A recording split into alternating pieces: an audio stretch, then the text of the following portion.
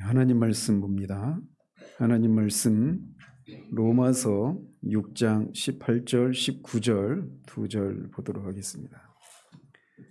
로마서 6장 18절과 19절 두 절입니다. 하나님 말씀 이러합니다. 죄로부터 해방되어 의에게 종이 되었느니라. 너희 육신이 연약함으로 내가 사람의 예대로 말하노니 전에 너희가 너희 지체를 부정과 불법에 내주어 불법에 이른 것 같이 이제는 너희 지체를 의에게 종으로 내주어 거룩함에 이르라. 아멘.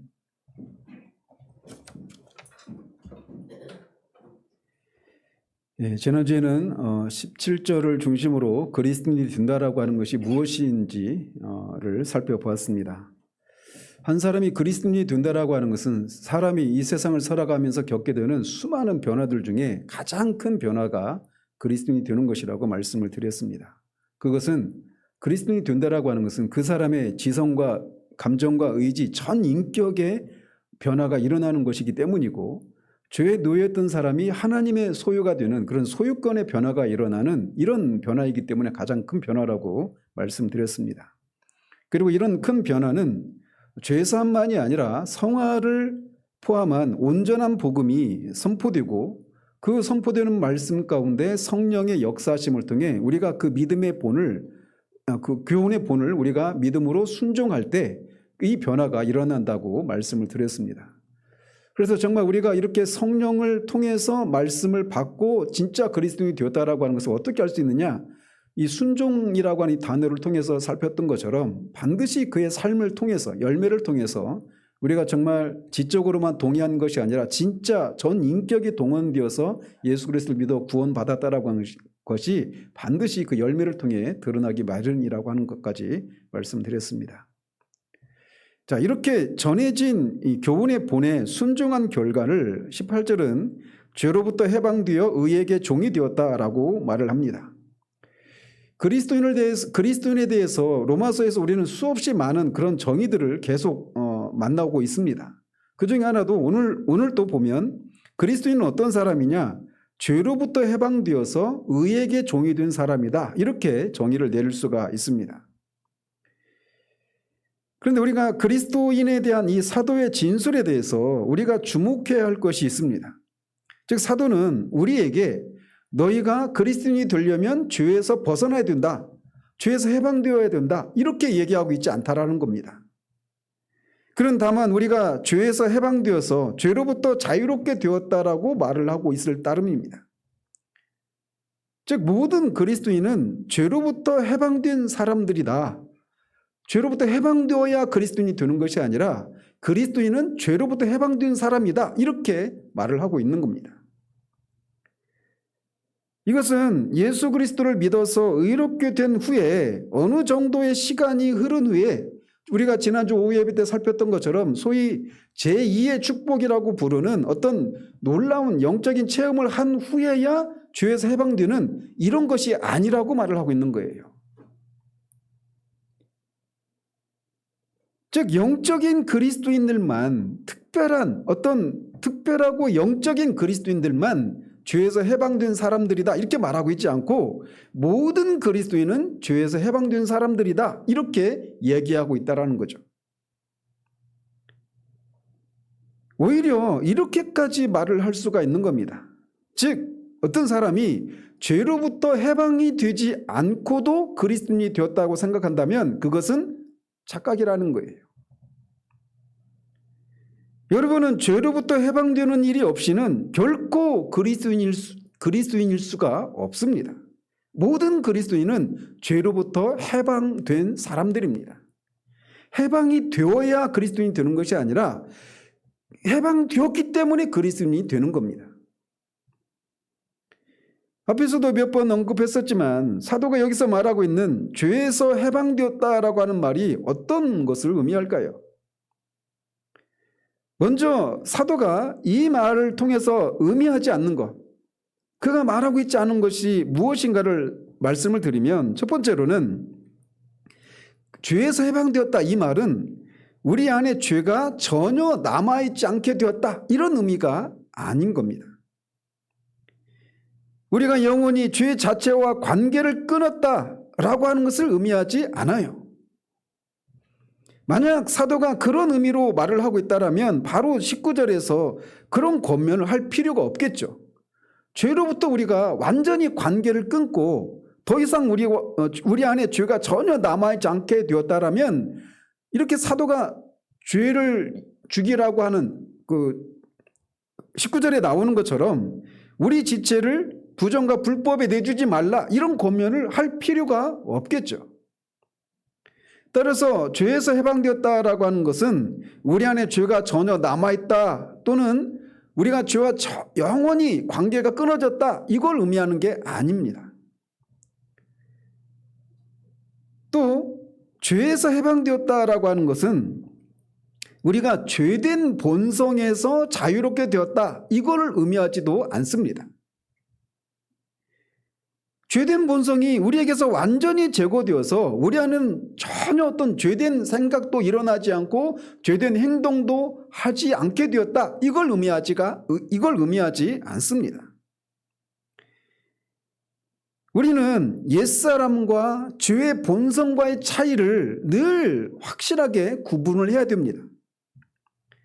앞에 6장 6절에서 말하고 있는 것처럼 우리 옛사람은 죽었습니다. 우리 옛사람은 예수 그리스도가 십자가에서 못 박혀 죽으실 때 그때 우리도 그와 함께 죽었습니다. 옛사람은 이미 죽었고 가버렸습니다. 그래서 우리는 더 이상 옛사람과는 영원토록 아무런 관계가 없는 사람이 그리스도인인 거예요. 그렇지만 옛사람의 본성, 즉 죄된 본성은 12절에서 말하고 있듯이 여전히 우리 죽을 몸에 남아 있습니다. 사도가 죄에서 해방되었다라고 말할 때 죄된 본성이 우리에게서 완전히 제거되었다 이걸 의미하지 않는다라고 하는 것을 기억해야 돼요. 또 사도가 죄에서 해방되었다라고 말하는 것을 통해서 말하고 있지 않은 것은 우리가 마귀의 시험으로부터 자유로워졌다 이걸 말하고 있지도 않습니다. 우리는 여전히 시험에 노출되어 있는 사람들입니다. 죄 없으신 우리 주님도 마귀의 시험에서 자유할 수가 없었습니다. 이런 말씀을 또다시 언급하는 이유는 우리는 종종 우리가 죄를 짓거나 시험을 받는 이런 사실을 인해서 이런 내가 어떻게 죄에서 해방되었다라고 말할 수 있을까? 이런 생각을 하기 때문에 그래요. 죄에서 해방되었다라고 하는 것이 이 세 가지를 의미하지 않는다라고 하는 것. 죄와 우리가 영원히 끊어졌다. 죄와 아무런 관계가 없게 되었다. 죄된 본성이 우리 가운데 사라졌다. 또 마귀의 시험으로부터 우리가 자유롭게 되었다. 이걸 의미하지 않는다는 이 진리를 우리가 붙잡고 있지 않으면 우리가 늘 우리를 속이는 자 마귀의 시험에 늘 넘어지기 마련이에요.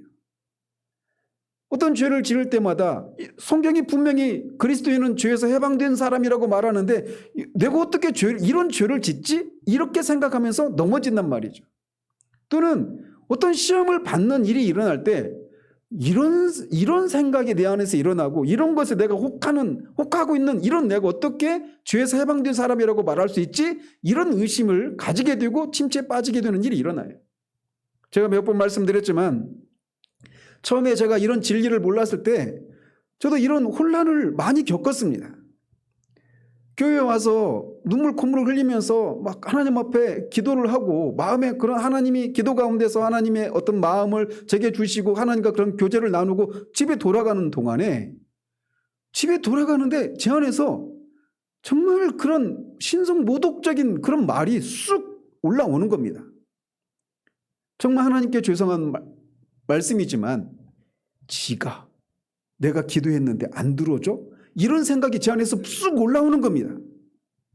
방금 전까지 그렇게 하나님 앞에 눈물 콧물 흘리면서 기도하고 은혜로운 마음이 제 마음이 있었는데 그 생각이 쑥 올라오는 순간 차갑게 식어져 버리고 이런 생각, 이런 신성모독적인 생각, 하나님을 어떻게 지가 이런 말을 하는가라고 하는 이런 생각을 하면서 이런 내가 어떻게 그리스도인이라고 할 수 있는가 이런 생각을 가지고 굉장히 오랜 시간을 어려움을 겪기도 했단 말이죠. 여러분이 지금은 죄에서 해방되었다라고 하는 이 말이 의미하지 않는 것, 이런 의미를 분명히 알고 있어서 여러분이 때로는 여러분의 연약함 때문에 죄를 짓고 어떤 시험에 들리기도 하고 이런 상황을 지나더라도 내가 그럼에도 불구하고 나는 그리스도인이야, 나는 구원받은 사람이야, 이렇게 말할 수 있을지 모르지만 어느 순간에는 이 진리를 우리가 붙들지 못한 채 넘어지고 침체에 빠지는 경우도 있단 말이에요. 그래서 우리는 자주 진리를 자주 들어야 됩니다. 반복해서 말이죠. 사도가 죄에서 해방되었다라고 말할 때 의미하지 않는 것은 바로 앞에서 말씀드린 그런 내용들이에요. 우리는 로마서 7장에서 우리가 살펴보게 되겠지만 7장에서 바울이 말하고 있는 이런 경험들로부터 우리가 죽을 때까지, 우리 몸을 벗을 때까지 이것에서 자유롭게 되는 날은 찾아오지 않습니다. 오늘 오후에도 이것과 관련해서 말씀을 드리겠지만 어떤 목사님은 자신이 살아있는 동안에는 결코 로마서 7장을 졸업할 수 없다, 이렇게 얘기를 해요. 우리 몸에 여전히 죄가 남아있기 때문에 우리는 8장에서 말하고 있는 이 진리를 따르지 않고 그 방법대로 우리가 순종하지 않으면 7장에서 말하는 이 상태로 곧장 떨어지고 만단 말이에요. 자, 그렇다면 사도가 죄에서 해방되었다라고 말할 때 그것이 의미하는 것은 무엇일까요? 그것은 우리가 더 이상 죄의 지배를 받는 노예 상태가 아니게 되었다라고 하는 것을 의미합니다. 다른 말로 우리는 더 이상 죄의 왕노릇 아래에 있지 않게 된 겁니다. 이것에 대해서 2절 11절에서는 우리가 죄에 대해서 죽었다, 이렇게 표현하고 있어요. 또 14절에서는 죄가 우리를 주장하지 못하게 되었다, 이렇게 말을 하고 있습니다. 우리가 교훈의 본, 즉 복음을 믿는다면 우리는 더 이상 죄의 노예가 아닙니다. 그래서 어떤 사람이 복음을 믿었는데 죄의 노예인 이런 일은 있을 수가 없는 겁니다. 지난주에도 말씀드린 대로 고린도후서 4장 3절 4절에서 죄의 노예인 사람들은 그들의 주인인 이 세상의 신인 마귀의 지배를 받고 있어서 마귀가 그들로 하여금 복음을 믿지 못하도록 복음을 믿는 것을 허락하지 않기 때문에 복음을 믿을 수가 없습니다. 죄의 노예인 상태 가운데 있는 동안에는 결코 복음을 믿을 수가 없어요. 그들의 주인인 마귀가 그것을 허락하지를 않습니다. 그래서 그들의 주인인 마귀보다 더 강한 자가 와서 그 마귀를 멸하는 일이 있지 않고는, 그래서 그들을 그 노예 상태에서 해방시키는 일이 있지 않고서는 복음을 믿을 수가 없는 겁니다. 마귀보다 더 큰 능력을 가지고 있는 인간은 아무도 없습니다. 그래서 따라서 사람은 스스로의 힘과 스스로의 결정으로, 스스로의 어떤 의지의 결단으로 예수 그리스도를 믿을 수 있는 것이 아니에요. 그들의 주인이 그것을 허용하지 않는단 말이죠. 마귀보다 더 큰 권세와 능력을 가지신 분의 도우심이 아니면 우리는 결코 복음을 믿을 수가 없습니다. 그리고 또 죄의 노예 상태 가운데서도 벗어날 수가 없는 거예요. 6장에서 말하고 있는 중요한 교리는 그리스도인은 더 이상 죄의 왕노릇 아래에 있지 않다라고 하는 사실입니다. 그리스도인은 더 이상 죄의 노예가 아닙니다. 그는 더 큰 세력에 의해서 죄의 노예로부터 해방된 사람들입니다. 이것이 사도가 죄에서 해방되었다라고 말할 때 의미하는 거예요. 즉 그리스도인은 죄의 지배 아래에 있지 않다라는 겁니다. 더 나아가 사도는 그리스도인은 죄의 노예 상태에서 해방되어서 그냥 공백의 상태로 어느 누구의 소유도 아닌 그런 자유로운 그런 상태 가운데 있는 것이 아니라 의에게 종이 되었다, 의의 노예가 되었다라고 말을 합니다. 즉 이제 우리는 의의 권세와 의의 통치와 지배 아래 있게 되었다라고 말을 하는 거예요. 전에는 우리가 죄의 지배와 통치 아래 있는데 그런 것 같이 이제는 우리가 의의 지배와 통치 아래 있게 되었다, 이렇게 말을 하고 있는 겁니다. 그리고 이것은 모든 그리스도인에게 해당되는 진리입니다. 모든 그리스도인이 죄에서 해방된 것이 사실인 것처럼 모든 그리스도인 역시 의의 노예인 거예요. 우리가 중생하는 순간부터 더 이상 죄의 노예 아래 있지 않고 의의 노예라고 말하고 있는 겁니다. 이 사실은 의롭다함을 받는 것, 즉 칭의와 성화를 분리시키는 것은 철저히 비성경적이다라고 하는 것을 우리에게 말해주고 있는 겁니다. 사람이 거룩하게 되는 것과 별도로 의롭다함을 받을 수 있다고 말한다거나 또는 의롭다함을 받은 후에 수년이 흐른 후에 어떤 영적인 체험을 한 후에 비로소 거룩하게 된다, 이것은 철저히 성경적이지 않다라고 하는 것을 이 사실에서도 우리에게 말해주고 있는 거예요. 사도의 논증에 따르면 그것은 그릇될 뿐만 아니라 전적으로 불가능한 사실입니다. 우리가 죄의 노예인 것을 멈추는 순간, 즉 우리가 죄로부터 해방되는 순간부터 우리는 즉각적으로 의의 노예인 겁니다. 의가 우리를 지배하고 통치하는 그런 상태로 우리가 들어가게 된다라는 거죠. 그래서 중간지대는 없습니다. 죄의 노예이거나 의의 노예이거나 둘 중에 하나이지 중간지대는 없다라고 하는 사실이에요. 한쪽에서 벗어나는 순간 우리는 다른 쪽에 있게 되는 겁니다. 거듭 말씀드리지만 칭의와 성화 사이에는 어떤 시간적인 차이가 존재하지 않습니다. 우리가 믿고 거듭나는 순간부터 성화는 시작되는 거예요.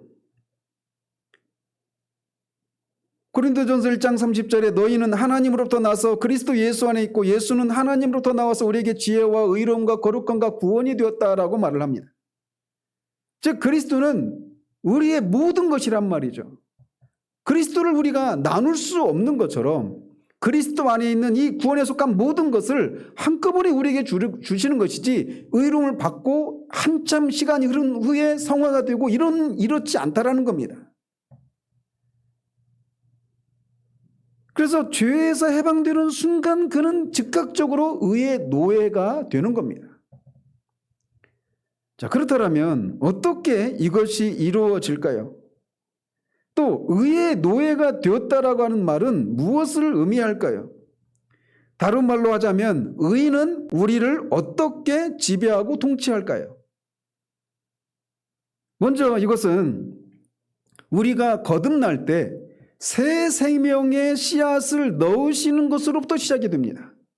근데 그 새 생명의 씨앗은 의의 씨앗입니다. 즉 의의 원리가 우리 안에 심겨지는 것을 통해서 의의 지배가 시작이 되는 거예요. 이것을 사도 베드로는 우리가 신의 성품에 참여하게 되었다, 이렇게 말을 합니다. 그리고 그것은 즉시 우리 속에서 일하기 시작하는 원리요, 신적인 권능과 함께 일하는 것입니다. 사도 바울은 그 점을 빌립보서 2장 12절 13절에서는 이렇게 묘사를 합니다. 두렵고 떨림으로 너희 구원을 이루라. 너희 안에서 행하시는 이는 하나님이시니 자기의 기쁘신 뜻을 위하여 너희로 소원을 두고 행하게 하신다, 이렇게 말을 합니다. 즉 우리가 거듭나는 순간 의의 씨앗이 우리 가운데 심겨지는데, 그러면서 의가 우리를 통치하기 시작하는데 그 통치를 하시는 방식이 우리 안에 소원함을 두고 행하신단 말이죠. 근데 우리 안에 소원함을 두고 행하시는 분이 누구냐? 성경은 성령 하나님이라고 그렇게 특정해서 말을 하고 있습니다. 사람이 그리스도인이 되는 순간 하나님의 성령이 즉각적으로 그 안에 내주하기 시작하십니다. 하나님의 성령은 그 안에서 주님께 우리 자신을 전적으로 드리기를 갈망하게 하시는 일을 시작하는 거예요. 의로운 삶을 살기를 소망하는 마음을 우리 가운데 즉각적으로 불러일으키면서 의의 통치가 시작이 되는 겁니다. 그런데 성령께서 우리 안에서 이렇게 소원함을 두고 행하게 하실 때 아무런 저항 세력이 없이 행하는 것이 아니라고 성경은 말합니다. 갈라디아서 5장 17절을 보면 육체의 소욕은 성령을 거스르고 성령은 육체를 거스르나니 이 둘이 서로 대적하므로 너희가 원하는 것을 하지 못하게 하려 함이니라, 이렇게 말을 합니다. 그래서 우리 안에서 육체와 성령이 서로를 대적하고 거스르는 그런 일을 한단 말이죠. 성령께서 우리로 하여금 우리의 주인이신 하나님께, 그리스도께 우리를 드리고 의로운 삶을 살도록 하는 그런 소원함을 불러일으키는데, 그냥 그렇게 하면 우리가 그냥 아무런 저항 없이 그것에 순종할 수 있게 되는 것이 아니라 우리 안에는 또 다른 육체의 소욕이라고 하는 것이 있어서 이 성령의 소욕을 대적하고 거스르는 이런 저항셀이 있다라고 말을 하고 있는 거예요. 야고보 사도는 성령의 소욕이 얼마나 강렬한지에 대해서 이렇게 묘사를 합니다. 하나님이 우리 속에 거하게 하신 성령이 시기하기까지 사모한다, 이렇게 말을 합니다. 저는 이 구절을 읽을 때마다 너무나 황송해요. 성령님이 우리를 시기하기까지 사모하신다라는 거예요. 우리가 무엇이라고요? 시기하고 이런 것은 비슷한 위치에 있는 사람끼리 시기하고 하는 것 아니겠습니까? 근데 성령 하나님이 시기하신다라는 거예요. 우리가 하나님이 아닌 다른 죄에게, 사탄에게 우리의 마음을 드리고 우리가 의의 무기로 우리의 지체를 드리지 않는 이런 것을 보실 때마다 시기하신다라는 겁니다. 그리고 사모하신대요. 무엇을? 우리가 우리의 지체를 의의 무기로 하나님께 드리고 우리가 의로운 삶을 살고 하나님이 우리를 구원하신 그 구원의 목적에 합당한 그런 삶을 살도록 하기까지 우리를 그렇게 사모하신다라는 겁니다. 이 부분을 한번 여러분이 깊이 묵상을 해보십시오. 우리가 무엇하고 하나님이 우리를 이렇게 시기하시고 사모하시기까지 하시느냐라는 거죠. 따라서 갈라디아서와 야고보서에 의하면 그리스도인은 자기를 소유하고 지배하고 싶어 견딜 수 없어 하는 두 세력을 지니고 있다, 이렇게 말을 할 수가 있는 겁니다. 한편에는 죄와 악의 세력이 있습니다. 그리고 다른 편에는 하나님께서 우리에게 주셨던 성령이 시기하기까지 사모하고 있습니다. 무엇을 위해서 시기하기까지 사모하실까요? 그것은 우리를 하나님께 드리고 우리를 의에게 드리기 위해서 하나님께서 바라시는 대로의 우리가 되기를 사모하시는 겁니다. 하나님은 우리에게서 무엇을 기대하실까요? 하나님의 영원하신 구원의 목적이 무엇일까요? 왜 하나님은 우리를 아들을 내어주시기까지 하시면서 원수된 우리를 사랑하시고 우리를 구원하셨을까요? 우리로 하여금 점이나 티나 흠도 주름 잡힌 것도 없는 그런 아들의 형상을 닮은 사람이 되도록 하기 위해서, 그것을 위해서 우리를 구원하신 것입니다. 즉 성령께서도 그 하나님께서 우리를 구원하신 그 목적을 이루도록 하기 위해서 시기하기까지 우리 안에서 사모하고 계시다는 말이죠. 이것이 바로 우리로 의에게 노예가 되게 하시는 성령께서 행하시는 방식입니다. 우리는 결국 우리가 하나님의 앞에서 완전해지기 위해서 시기하기까지 우리를 사모하고 있는 세력의 지배를 받고 있는 겁니다. 이게 의의 종이 되었다라고 하는 것이 의미하는 거예요. 그렇기 때문에 우리는 이렇게 확신할 수 있는 겁니다. 너희 안에서 착한 일을 시작하신 이가 그리스도 예수의 날까지 이루실 줄을 우리가 확신한다라고 말이죠. 우리를 거룩하게 하시고자 하시는 것이 하나님의 뜻이신데 이 뜻을 이루시기 위해서 성령께서 시기하기까지 우리 안에서 사모하고 계신단 말이죠. 그렇기 때문에 이 일을 시작하신 하나님이 마지막까지 반드시 이 일을 이루시고야 마신다라고 우리가 확신할 수 있는 거예요. 우리의 연약함에도 불구하고 우리 안에 있는 원수와 우리 밖에 있는 원수들의 그 강력함에도 불구하고 그것보다 훨씬 큰 성령께서, 더 큰 능력을 가지신 성령께서 시기하기까지 사모하시기 때문에 반드시 이 하나님의 목적은 이루어지고야 만다, 이렇게 확신할 수가 있단 말이죠. 구원에 속한 모든 일들은 우리 자신을 보면 늘 낙심하고 어떤 소망도 품을 수가 없습니다.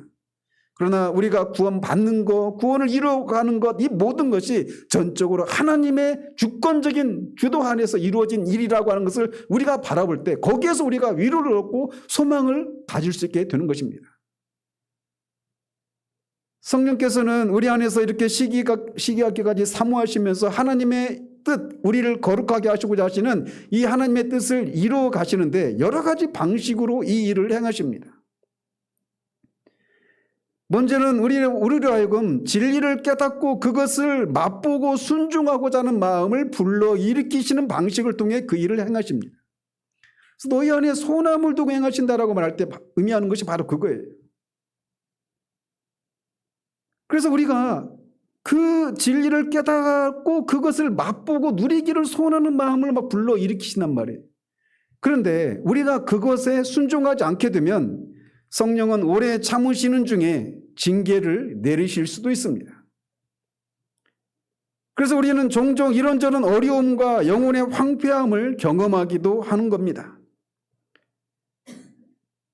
그런데 그것은 하나님께서 여러분을 완전케 하고 거룩하게 하고 있기 때문에 그런 일을 겪고 있다라고 말할 수 있는 거예요. 징계를 받지 않는 자는 사상아들입니다. 하나님의 사랑을 받는 자마다 하나님이 그를 거룩하게 하시기 위해서 반드시 징계하시기까지 그렇게 하나님이 그 목적을 이루시는 분이십니다. 이런 면에서 그리스도인이 된다라고 하는 것은 두려운 일이다, 이렇게 말할 수가 있는 겁니다. 우리가 그리스도인이 되는 순간 우리는 무엇을 행할까에 대해서 매우 주의해야 합니다. 그냥 자행자지하면 안 돼요. 내가 가고 싶은 데 가고, 내가 하고 싶은 것 하고, 내가 만나고 싶은 거 그냥 내가 하고 싶은 거 그렇게 하는 게 아닙니다. 요즘 유행어 있죠. 내 돈 내 삶. 내 돈으로 내가 산다. 누가 뭐라고 해. 이런 정신으로 살면 안 돼요. 다른 말로 해서 우리는 의의 노예 신분 아래 있고 그래서 그가 그것을 시행하신다라고 말을 하고 있는 겁니다. 그것이 모든 그리스도인의 신분이요 지위입니다. 전에 우리는 죄의 노예들이었습니다. 그러나 이제는 죄의 폭정과 왕노릇이 더 이상 통하지 않습니다. 왜? 우리는 죄의 지배 아래 있지 않기 때문에. 죄는 더 이상 우리를 지배할 권리를 상실했기 때문에. 우리는 이제 은혜의 왕노릇 아래 있습니다.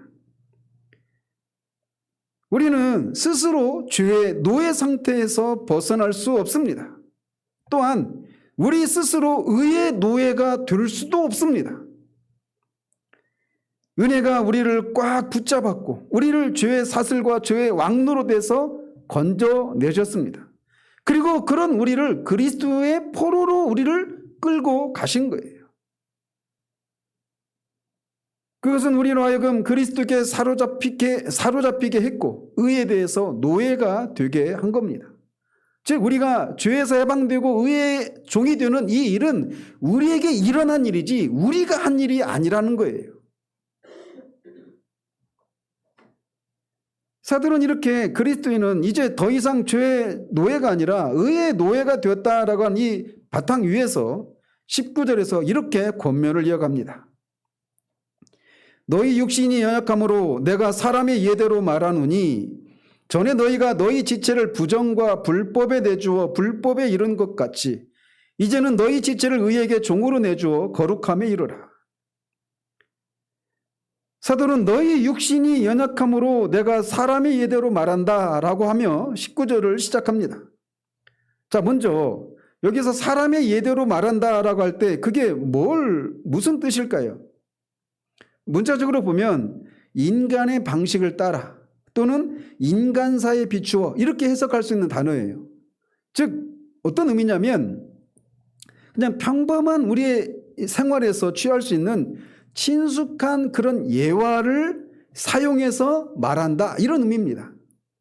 그래서 예화를 사람의 예대로 말한다. 그러니까 사람들이 흔히 그냥 쉽게 이해할 수 있는 그런 예화를 통해서 내가 이 진리를 말한다 이렇게 말하고 있는 거예요.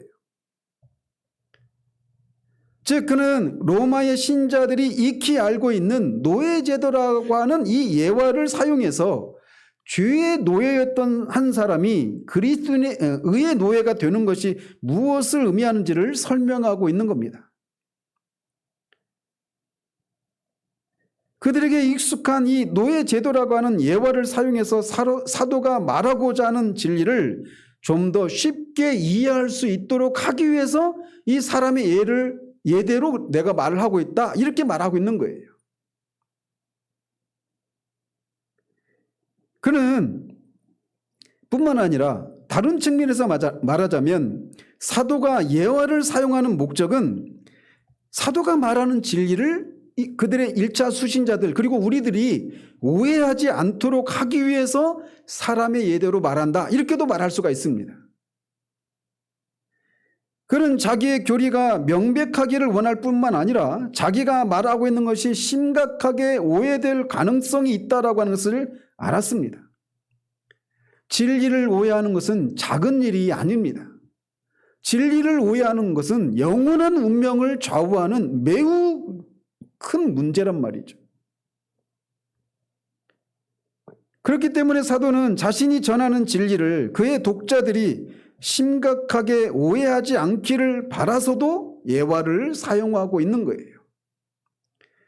즉 베드로의 표현대로 진리를 억지로 풀다가 스스로 멸망에 이를까 봐 그들이 그런 일이 일어나지 않도록 하기 위해서 사람의 예대로 너희들이 쉽게 이해할 수 있는 그런 예화를 들어서 이 진리를 말하고 있다, 이렇게 얘기하고 있는 겁니다.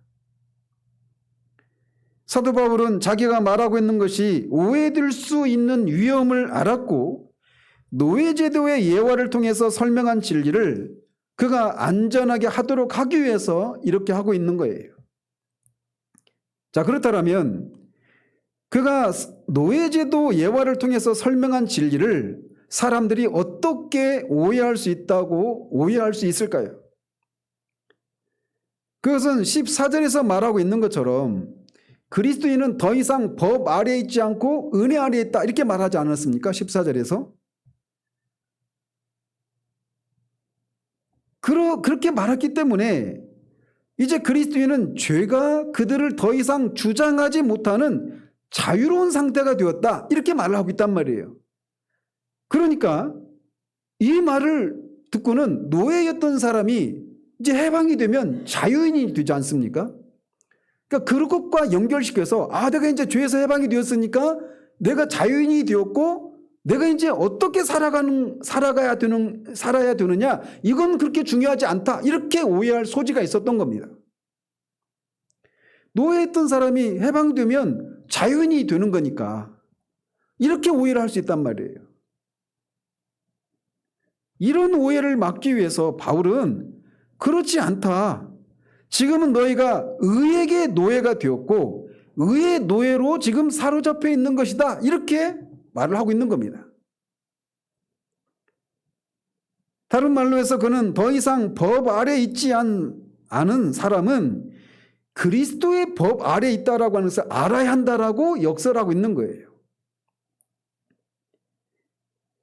바울은 어떤 사람도 율법 아래 있지 않다고 하는 것이 그리스도인은 전적으로 자유롭다라고 하는 것을 의미하는 것으로 알지 않기를 바라고 있는 겁니다.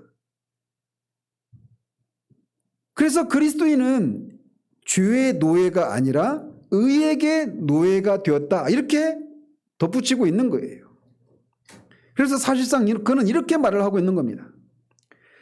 이제 내가 그처럼 한 사람이 그리스도인이 되는 이것을 노예제도는 어때요? 어떤 사람이 노예시장에 가서 돈을 주고 사면 그 사람은 옛 주인에게서 벗어나죠. 그리고 거기서 자유인이 되는 것이 아니라 자신을 산 그 사람의 노예가 되는 거예요. 그런 차원에서 말하고 있단 말이죠. 그래서 내가 이런 예화를 사용하고 있는 것은 어떤 사람도 법 아래 있지 않고 은혜 아래 있다라고 하는 이것을 억지로 풀다가, 즉 내가 이제 죄의 노예였는데 여기서 해방되었으니까 나는 자유인이 되었어, 내가 어떻게 살아도 상관이 없어, 이렇게 이 예화를 억지로 풀다가 멸망할까 두려워서 사람이 예대로 말한다, 이렇게 얘기하고 있는 거예요.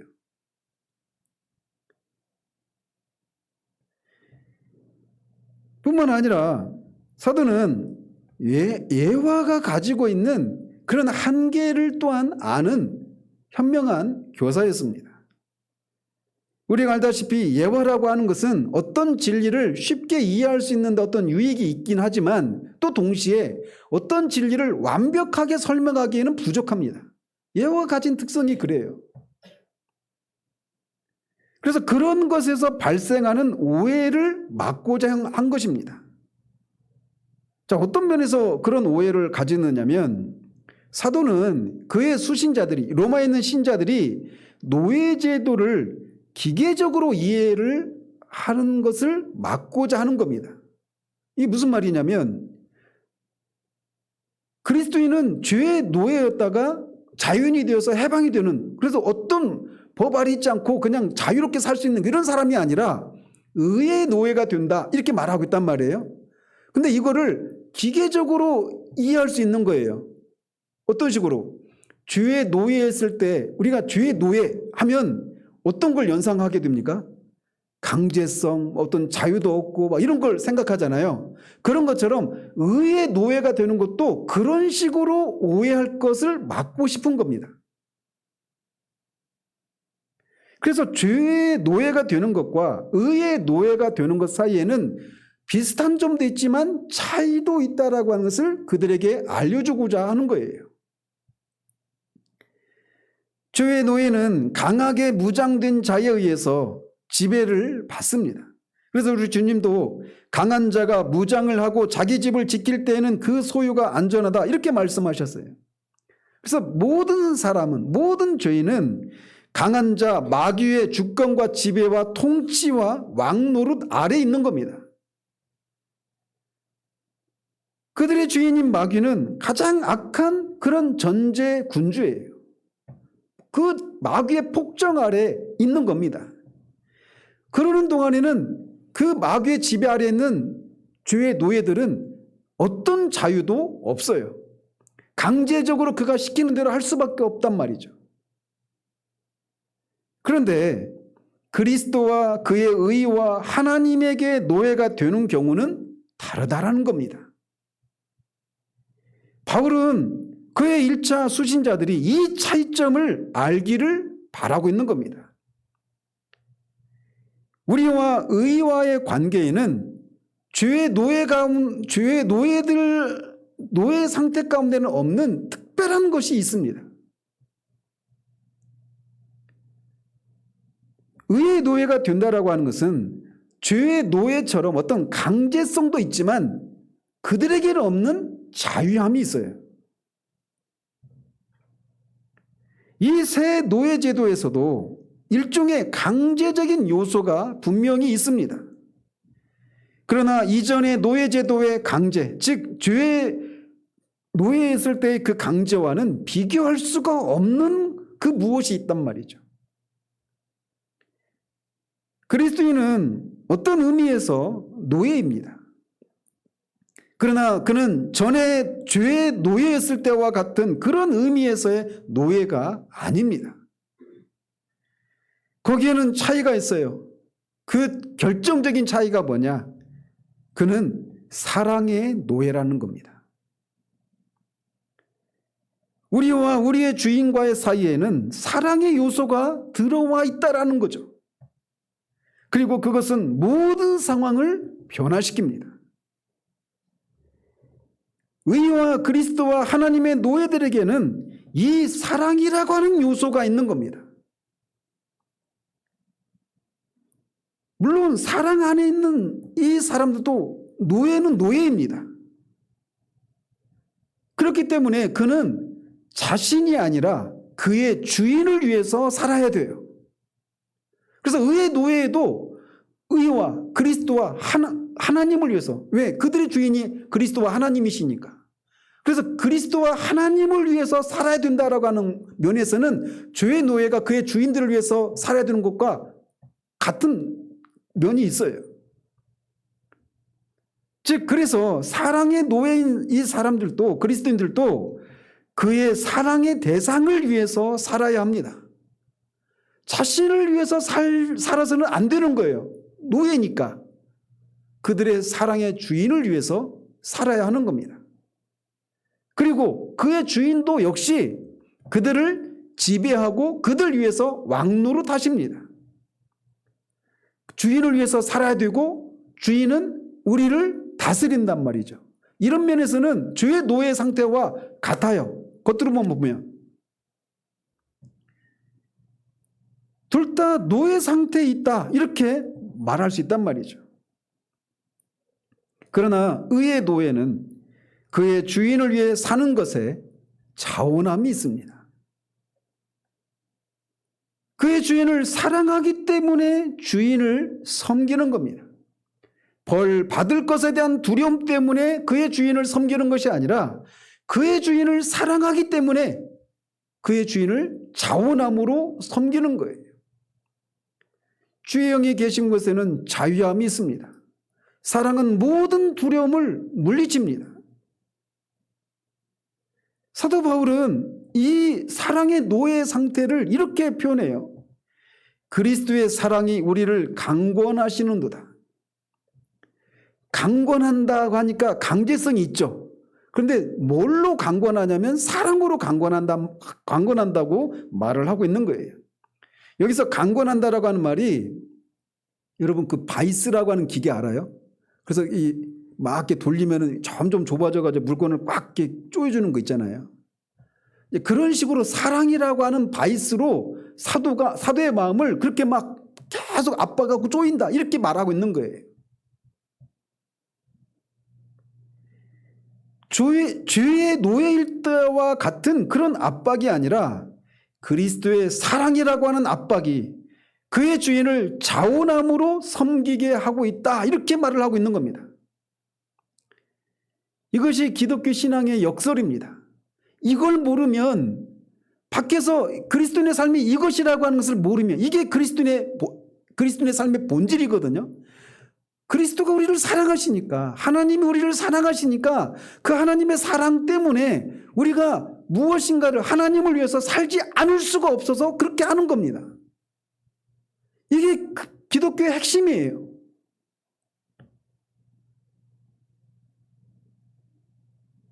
그리스도인은 누구에게도 속하지 않은 자유인이 아닙니다. 그는 죄에게 속해 있든지 아니면 그리스도에게 하나님에게 속해 있든지 둘 중에 하나예요. 하나님에게만 속해 있는 겁니다. 그리스도인은. 그래서 그는 그의 주인에게 절대적으로 순종해야 돼요. 여기에 강제성이 있어요.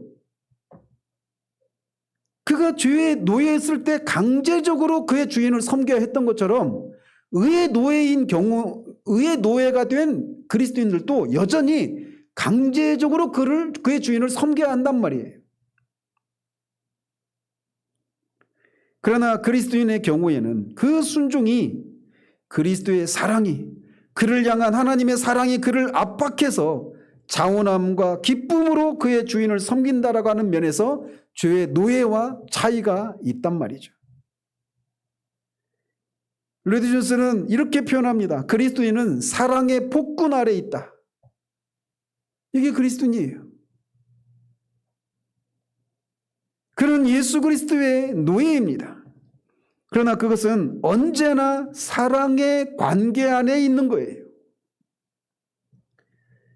사도는 그의 수신자들이 노예 제도를 기계적으로 이해해서 주의 노예가 되는 것이나 의의 노예가 되는 것이나 주인만 달라졌지 강제적이고 자유가 없고 절대적인 순종을 요구하는 면에서는 차이가 없다. 이런 오해를 하지 않기를 바라는 겁니다.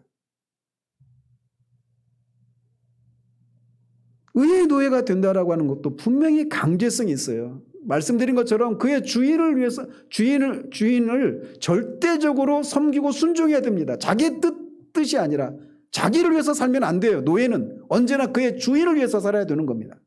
사나 죽으나 우리는 주님의 것이에요. 그렇기 때문에 우리의 주님이신 그리스도를 하나님을 위해서 우리가 언제나 그렇게 하나님을 위해서 살아야 된단 말이에요. 그런데 거기에 강제성이 분명히 있음에도 불구하고 거기에는 사랑이 있기 때문에 우리 안에서 우리를 향한 하나님의 사랑 때문에 우리가 그 사랑으로 하나님을 자원함으로 기쁨으로 사랑함으로 섬긴단 말이에요. 우리가 어떻게 되든지 말이에요.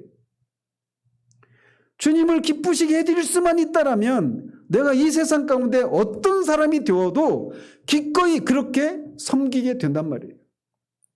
여러분 생각해 보십시오. 지금 이 사도의 이 편지를 받고 있는 이 로마에 있는 성도들이 이 편지를 받고 나서 얼마 후에 네로에게 많은 사람들이 순교를 당합니다. 길거리에 그 인간 횃불이 되어서 나무 꼬챙이에 꽂혀진 채로 그렇게 막 불태워져서 그 횃불로 밝혀지는 그런 죽음을 죽는 사람들이 여기서 막 나온단 말이에요. 이 사람들이 그런 것이 어떻게 가능하냐? 그들의 그리스도의 사랑이 그들을 강권하기 때문에 내가 이렇게 내 몸에 화형이 처해지는 이런 일이 있어도 기꺼이 내 사랑하는 주님을 위해서 기꺼이 하겠다라고 하는 이것이 가능했던 겁니다. 사랑이 그것을 가능하게 했던 거예요. 이게 그리스도인이 되는 것입니다. 그리스도의 노예가 된다라고 하는 것, 하나님의 노예가 된다라고 하는 것을 이 사람들이 오해하지 않기를 바라서 이 예화를 썼다고 말씀드리지 않았습니까?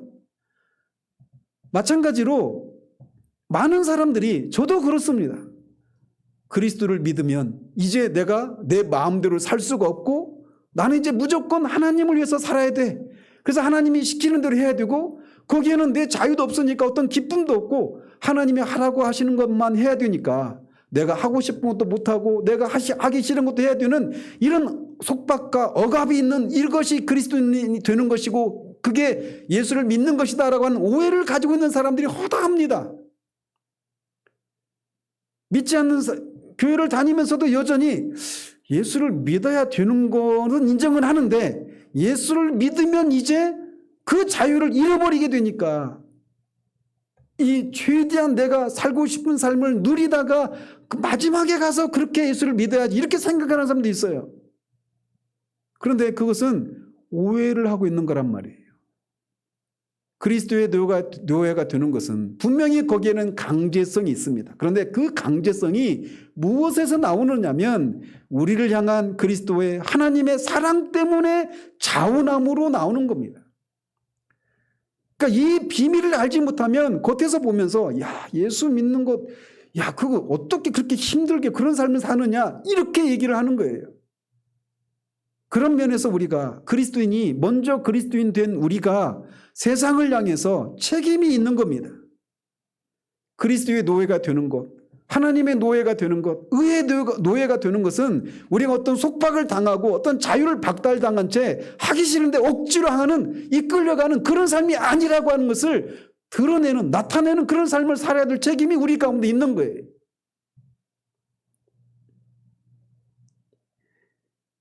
어쨌든 사도는 이런 오해를 하지 않도록 하기 위해서 사람의 예대로 말한다라고 말하고 있는 겁니다.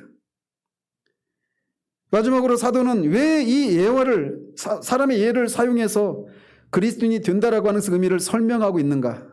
그는 이렇게 말합니다. 너희 육신이 연약하기 때문이다 라고 말이죠. 사도는 그들의 지성이나 이해력이 약하기 때문에 내가 사람의 예대로 말한다 이렇게 말하고 있지 않습니다. 즉 그들이 많이 배우지 못하고 지적인 능력이 부족하기 때문에 쉬운 예화를 사용해서 한 사람이 그리스도인 되는 것을 말하고 있다 이렇게 말하고 있지 않아요. 그는 육신이 약하기 때문에 사람의 예대로 말한다 이렇게 말하고 있는 겁니다. 여기서 말하는 육신은 단순히 사람의 몸을 가리키지 않습니다. 여기서 말하는 육신은 죄의 영향을 받고 부패한 사람의 모든 기능을 가리키는 거예요. 즉 다른 말로 성령의 도움이 없는 본성적인 거듭나지 않은 그냥 자연인의 상태 이거를 말하는 겁니다. 그는 바로 이 육신이 연약하기 때문에 사람의 예대로 말하고 있다 이렇게 말하고 있는 거예요. 다시 말씀드려서 바울이 사람의 예대로 말하는 이유는 그들의 지적인 능력이 부족해서만이 아니라 그것을 포함한 인간의 본성적인 기능 모두가 연약하기 때문에 내가 사람의 예대로 말한다 이렇게 말하고 있는 겁니다. 타락한 인간의 문제는 영적인 것들을 이해하고 분별할 수 있는 능력이 전무하다라고 하는 것에 있습니다. 타락하기 전에 아담은 하나님과 그분의 뜻을 이해할 수 있는 지식이 있었습니다. 그리고 그는 그 하나님의 뜻을 즐거워하고 기뻐하고 하나님과 깊은 친교를 나눌 수 있는 거룩함이 있었어요. 뿐만 아니라 그 하나님의 뜻을 즐거워하고 행할 수 있는 의도 있었습니다. 그러나 타락하고 나서 그 지식과 의와 거룩을 상실하고 말았습니다. 그 결과 타락한 아담의 후손으로 태어난 모든 인간은 더 이상 영적인 이해력과 판단력을 가지고 있지 않은 채로 태어나는 겁니다. 그래서 그리스도의 복음을 이해하고 받아들이는 것에는 그 사람의 지적인 능력이 뛰어나냐 뛰어나지 않느냐 여기에 좌우되지 않게 되는 겁니다. 아무리 뛰어난 지성의 소유자라고 해도 그리스도의 복음을 이해하지도 받아들이지도 않습니다. 물론 정반대의 경우에도 성립이 돼요. 지적인 능력이 뛰어난 사람만 복음을 이해하지 못하거나 받아들이지 않는 것이 아니라 지적인 능력이 부족한 사람도 그래요. 즉 지적인 능력이 뛰어나고 뛰어나지 않고에 의해서 복음을 이해하고 이해하지 못하고가 결정되는 게 아니라는 거죠.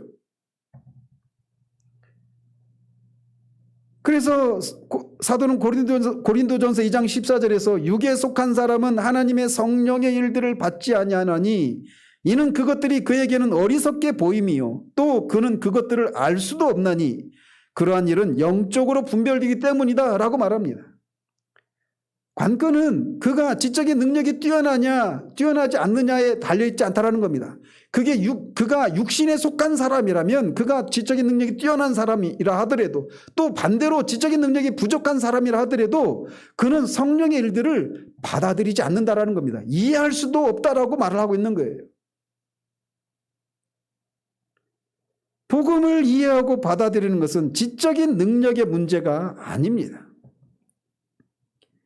사도는 고린도 교인들에 대해서 이렇게 말을 합니다.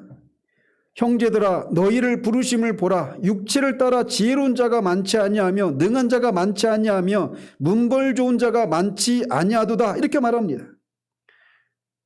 즉 고린도 교인들은 지혜로운 자들이 아니었어요. 뒤에 이어지는 구절들을 보면 사도는 그들을 미련한 자, 약한 자, 천한 자, 멸시받는 자, 없는 자들 이렇게 부릅니다. 그런데 이런 그들은 복음을 이해하고 받아들였습니다. 어떻게 그것이 가능했을까요? 2장 10절에 오직 하나님이 성령으로 이것을 우리에게 보이셨으니 성령은 모든 것 곧 하나님의 깊은 것까지도 통달하시느니라. 또 12절에 우리가 세상의 영을 받지 아니하고 오직 하나님으로부터 온 영을 받았으니 즉 성령을 받았으니 이는 우리로 하여금 하나님께서 우리에게 은혜로 주신 것들을 알게 하려 하심이라. 즉 성령의 조명하심을 통해서 복음을 알 수 있게 된 것이다. 이렇게 말을 하고 있는 겁니다. 한 사람이 그리스도인이 된다라고 하는 것은 지성과 그의 천성적인 능력과 이해력과 아무 상관이 없다. 이렇게 말을 하고 있는 거예요.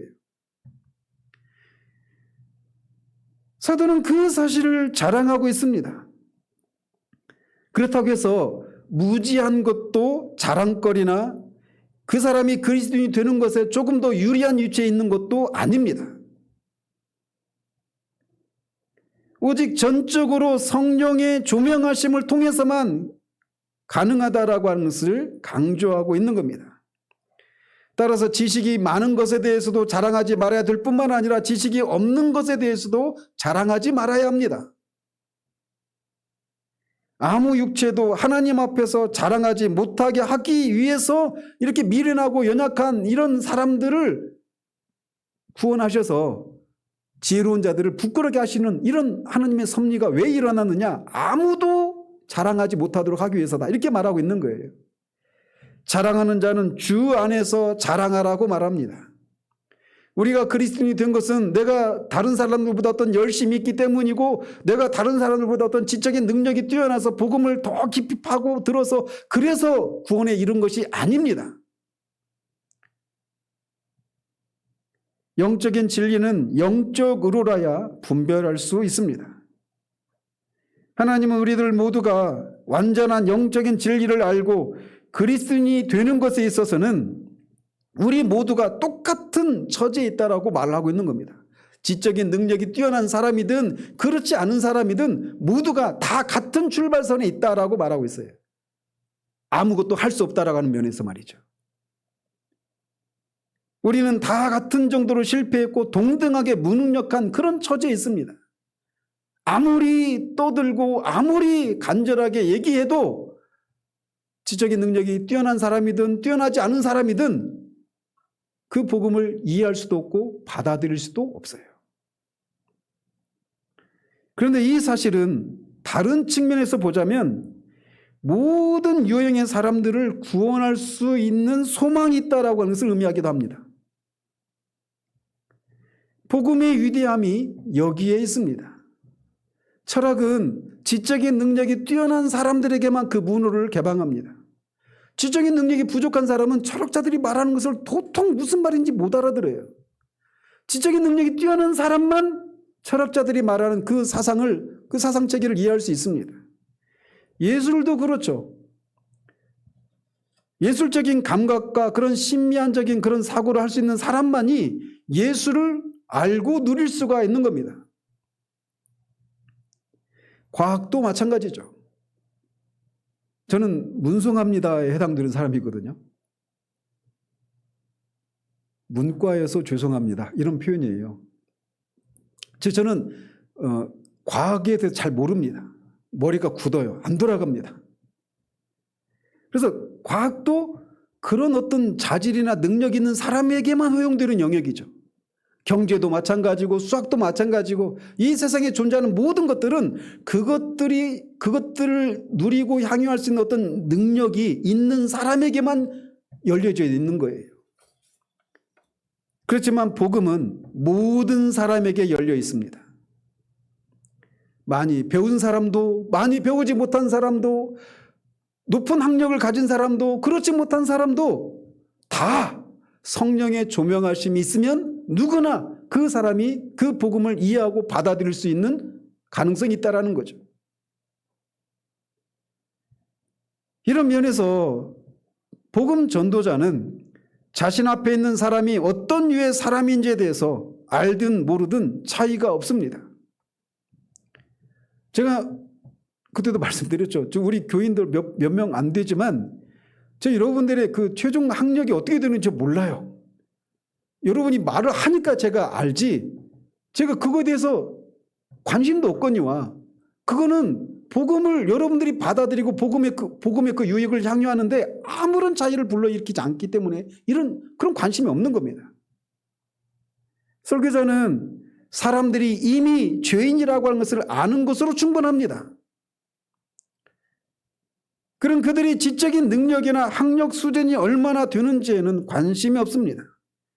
설교자는 그들이 모두 죄인임을 알고 그들 모두가 하나님과 영적인 진리에 대해서는 문외한인 사람들이라고 하는 것을 아는 것으로 충분합니다.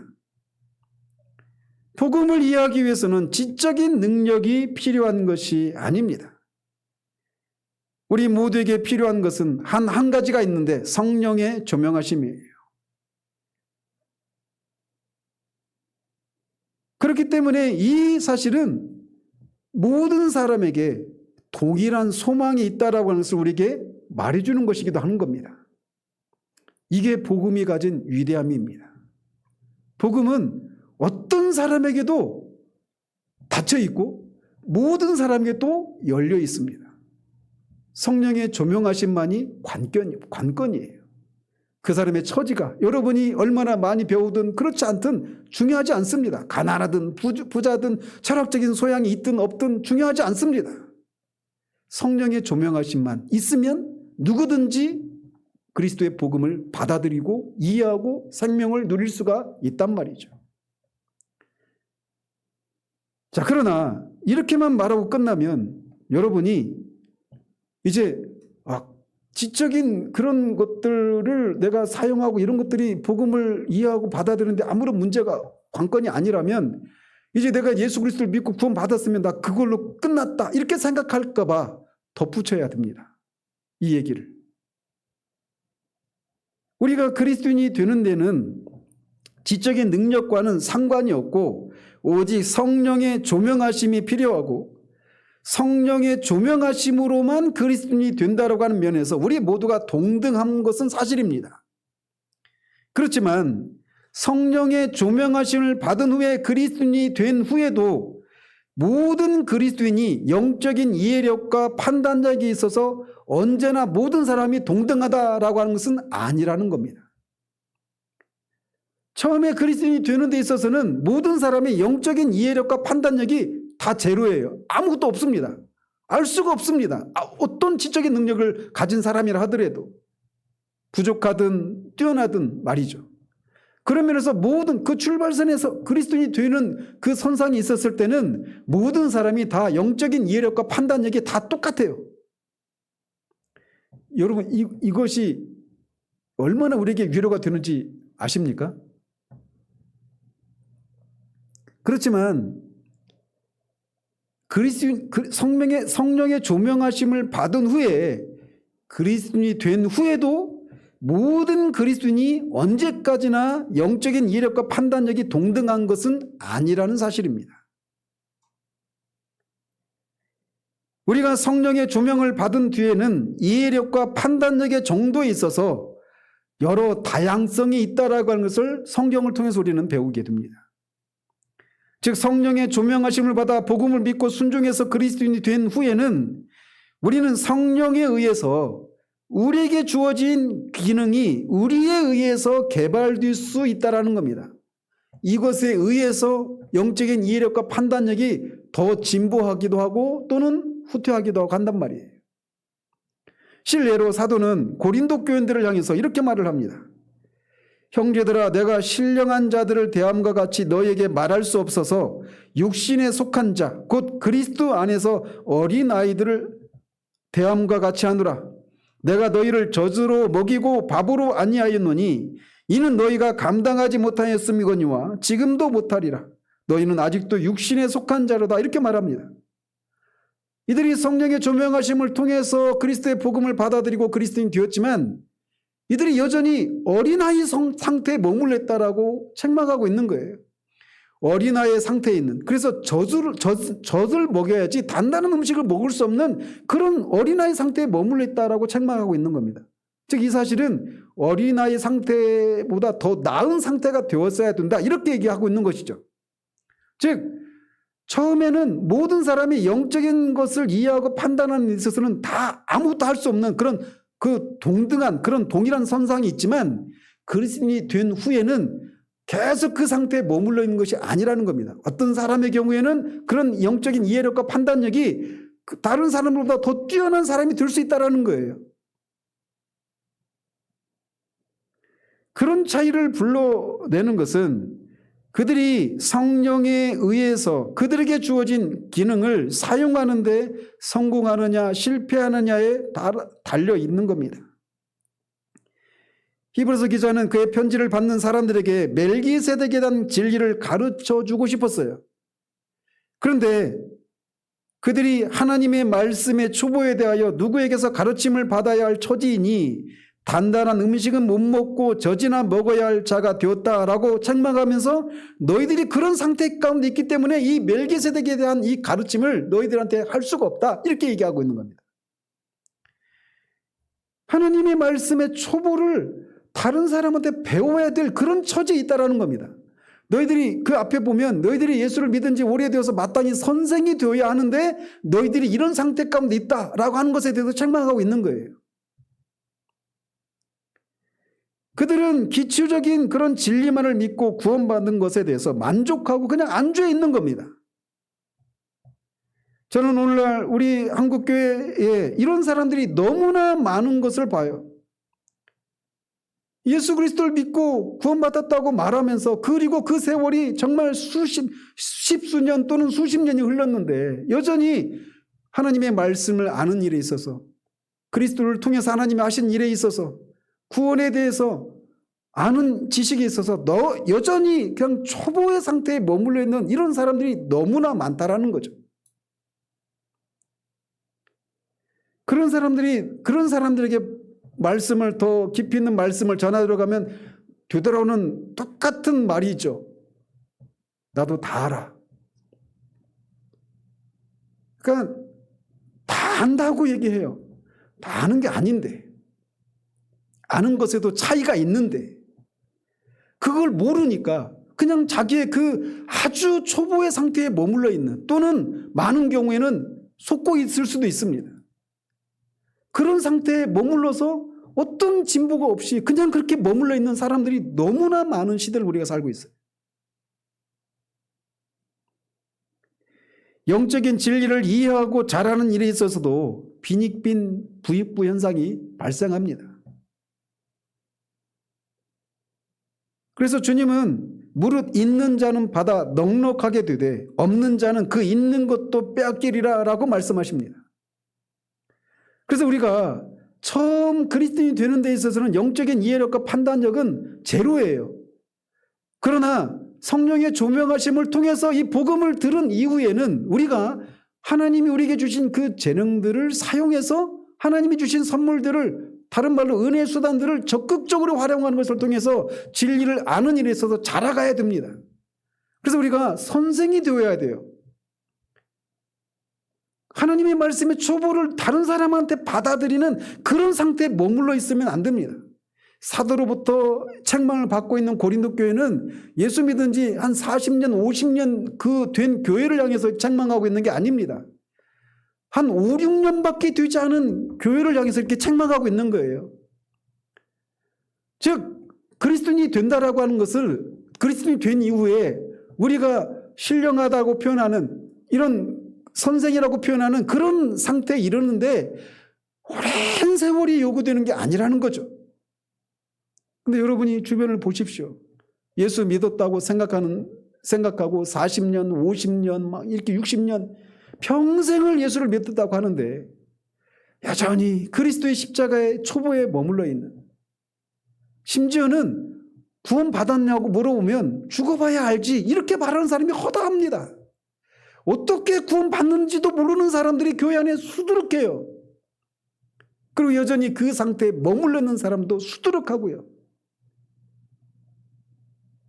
권사님, 저번에 그 전에 있었던 그 교회 지체들 만났다고 그랬잖아요. 제가 벌써 비교가 되지 않습니까? 10년에 12년, 지금 우리가 13년 차인데 막 우리는 너무 상대적으로 말이에요. 상대적으로 너무 아래에 있어요. 막 얘기가 안 통합니다.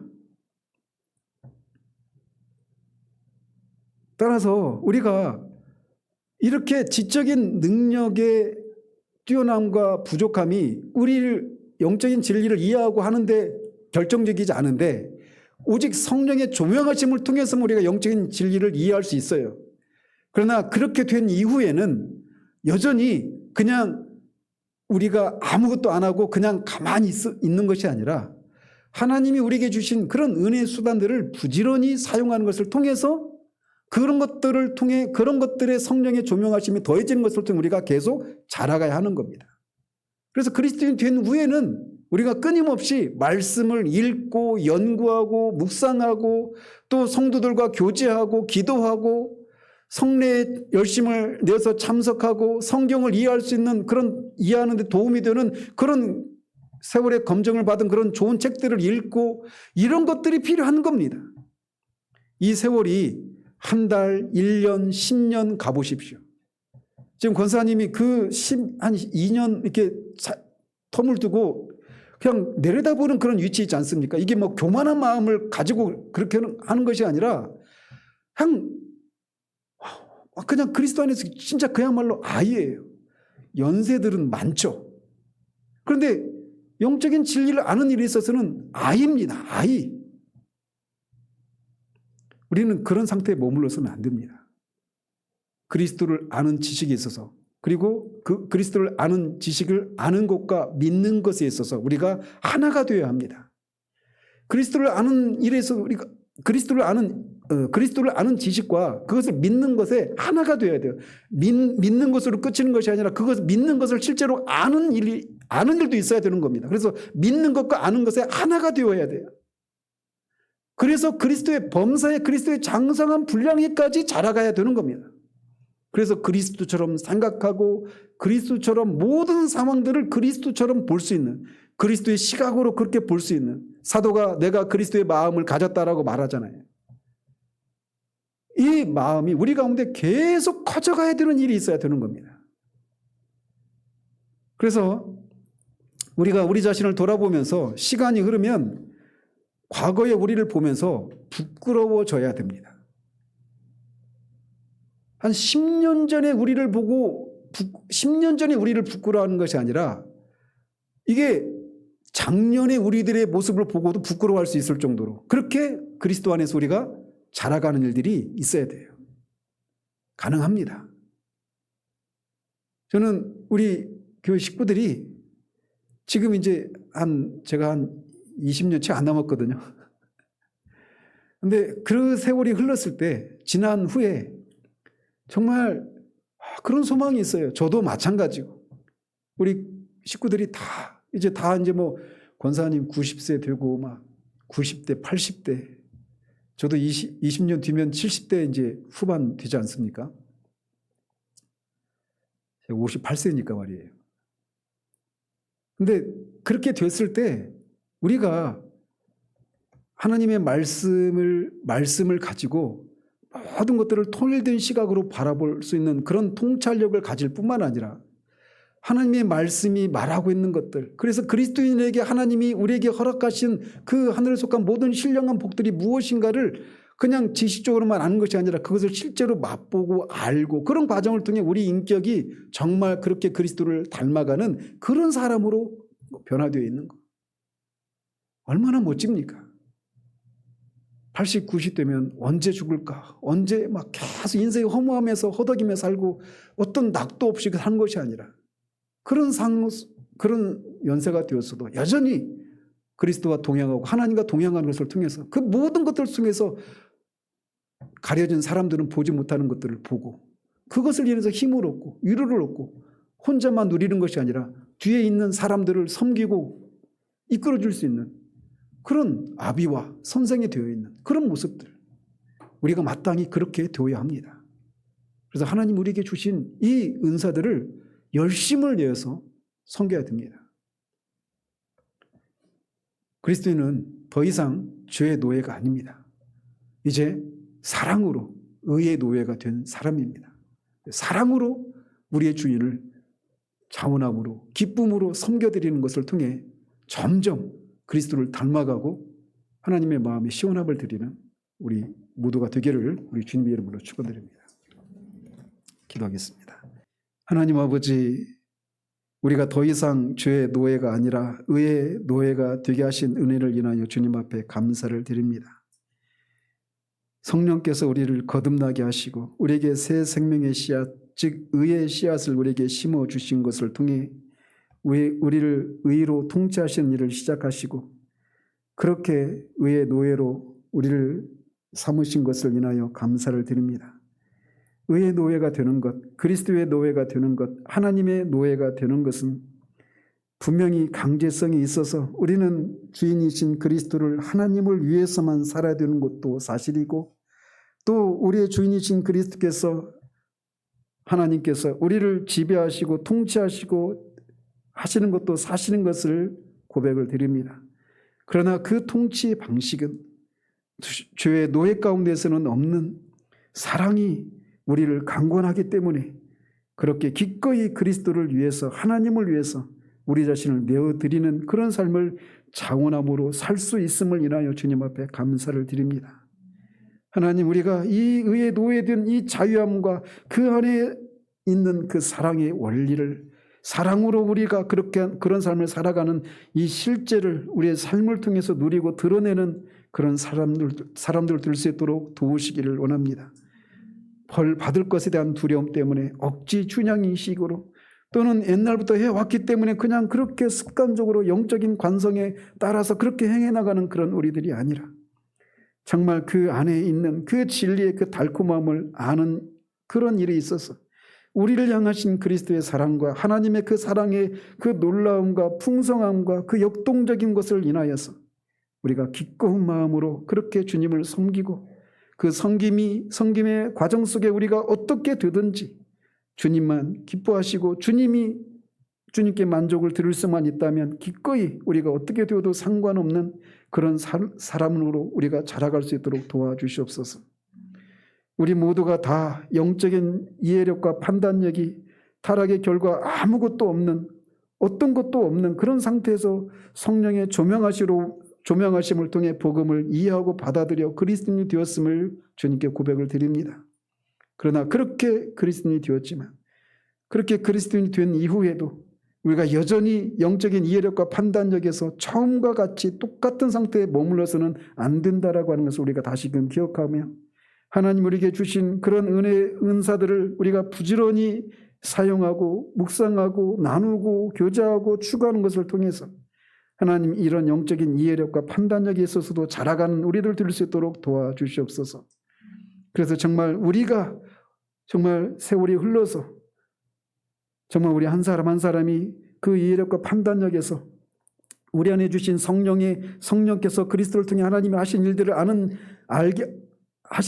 알게 하는 것과 그런 일에 있어서 우리가 마음껏 누리는 사람이 될 뿐만 아니라 우리 뒤를 따라오는 사람들에게도 이 진리를 가르치고 인도하는 그런 사람들로 자라갈 수 있도록 도와주시기를 원합니다. 하나님, 어느 누구도 이만하면 되었다, 이만하면 충분히 알았다 라고 말하는 그런 생각이 우리 가운데 들어올 때가 가장 위험한 때인 것을 우리가 기억하고, 하나님 우리 안에 느슨해진 이 마음을 다시금 새롭게 해주셔서 하나님이 그리스도를 통해서 하신 일들을 알기를 소원하는 그런 갈망을 우리 가운데 다시금 새롭게 해주시기를 소원합니다. 이 일을 행하신 하나님의 은혜를 감사드리고 찬양을 올려드리며 우리 주 예수 그리스도 이름으로 기도합니다. 아멘.